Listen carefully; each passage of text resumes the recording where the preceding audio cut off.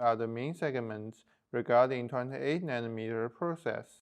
According to Counterpoint Research, our foundry team and ourselves, we think that within the 28 nanometers, the CIS and ISPs, which is contact image sensors, would be the topmost driving factor for the 28 nanometer demand, followed by display drivers, Wi-Fi, and MC units, which are typically used in automotive. And we believe that display drivers and contact image sensors market would be the topmost driving factor for 28 nanometer, followed by automotive and Wi-Fi chipsets.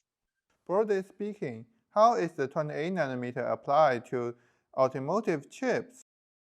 So typically the 28 nanometer chips are used like twofold, depending upon the use case within even the automotive. So one is from the MCU parts, which is being used in automotive to drive out either electrification. Most of the times it's electrification and the autonomous, like the lower level of autonomous in the vehicles. And then we have, from a connectivity perspective, we have Wi-Fi and IoT modules coming in from 28 nanometer, which are being used. And then we have in the contact sensors, which are being used in the automotive, we have the RF sensors that are being fabbed at the 28 nanometer node. So these are the three products that are being fabbed currently in 28 nanometer and are currently being used in automotive products. What's your opinion on the technological divergence between FinFET and FDSOI? Firstly, FinFET and FDSOI has a different process complexity. When we talk about FDSOI, the substrate is in a similar manner where we use the FID SOI FETs, which is based for planar FETs. So FID SOI FETs and planar FETs can be made on a similar equipment. They don't require the use of the expensive EUV lithography that ASML is producing for the lower nodes, right?